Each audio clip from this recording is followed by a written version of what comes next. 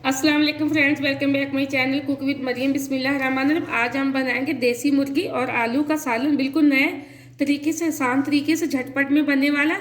यहाँ मैंने आधा किलो से थोड़ा सा कम में गोश्त लिया है देसी मुर्गी का। यहाँ मैंने बड़े साइज़ की एक प्याज ली थी, जिसको मैंने काट लिया बड़े बड़े पीसों में। ये आसानी से गल जाएगी प्रेशर के अंदर। यहाँ मैंने लिया लहसुन, अदरक, हरी मिर्च और टमाटर का बना लिया मैंने पेस्ट। 8 से 10 मैंने लहसुन के जवे लिए थे, एक अदरक का टुकड़ा लिए थे, एक ही टमाटर, तकरीबन 4 से 5 हरी मिर्चें ली थी, वो डाल दिए मैंने। इसी के साथ ये मेरे पास कुछ साबुत मसाले हैं, जिसमें दालचीनी के 3 से 4 टुकड़े हैं, थोड़ी सी काली मिर्चें, 2 हरी इलायची, एक ही मैंने काली इलायची ली है, ये डाल देंगे। ये गोश्त की स्मेल ख़त्म करने के लिए हम डालते हैं। इसके साथ में कुछ डाल देती हूँ मिर्च मसाले। यहाँ मैं लाल मिर्च पाउडर की 1 चम्मच भर के डाल दूँगी। इसी के साथ मैं डाल दूँगी आधी छोटी चम्मच हल्दी पाउडर की, 1 ही चम्मच हम भर के डाल देंगे छोटे वाली नमक की।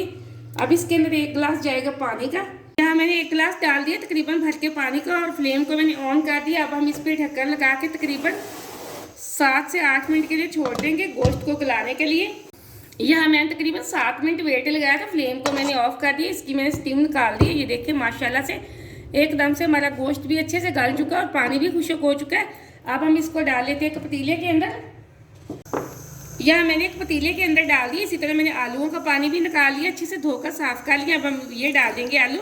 इसी के साथ मैं डाल दूंगी 1 चम्मच बड़े वाला भर के ऑयल का। अब हम इसकी कर लेते हैं भुनाई अच्छे से, तकरीबन 6 से 7 मिनट। यह मैंने तकरीबन 7 से 8 मिनट के लिए अच्छे से भुनाई कर ली। आलू भी हमारे अच्छे से गल चुके हैं और बहुत अच्छी भुनाई हो चुकी है। बहुत प्यारी खुशबू आ रही है हमारे सालन की। इस तरीके से आप सालन बनाएंगे, बिल्कुल देसी तरह का बनेगा, बहुत ही मज़ेदार बनेगा। आप मेरी वीडियो को पूरा देखना, लाइक करना। आपने अगर अभी तक चैनल को सब्सक्राइब नहीं किया तो जल्दी से कर लें, ताकि हर आने वाली वीडियो सबसे पहले आप देख सकें और इसी तरह मज़े मज़े की चीज़ें बना सकें। अब हम इसके अंदर डाल देंगे, ये देखिए 1 गिलास पानी का शोरबा बनाने के लिए। अब मैं इस पर लगा देती हूँ ढक्कन।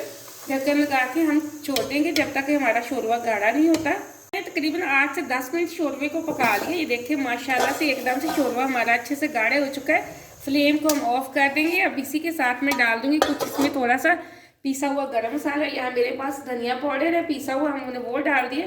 इसी के साथ मेरे पास पिसा हुआ जीरा पाउडर और गरम मसाला है, आधी चम्मच मैंने वो डाल दी। थोड़ा सा हम डाल देंगे हरा धनिया।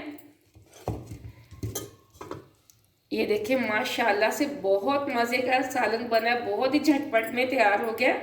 आपको मैं एक बाउल के अंदर निकाल के इसकी लुक दिखाती हूँ। माशाल्लाह बहुत मज़े का बना है। यहाँ मैं एक बाउल के अंदर सालन निकाल रही हूँ। ये देखिए माशाल्लाह से बहुत गाढ़ा शोरबा है। सर्दियों में आप देसी मुर्गी का शोरबा बना के आप पिए और रोटी भी बेशक खाएं, बहुत अच्छा होता है नज़ले ज़ुकाम के लिए।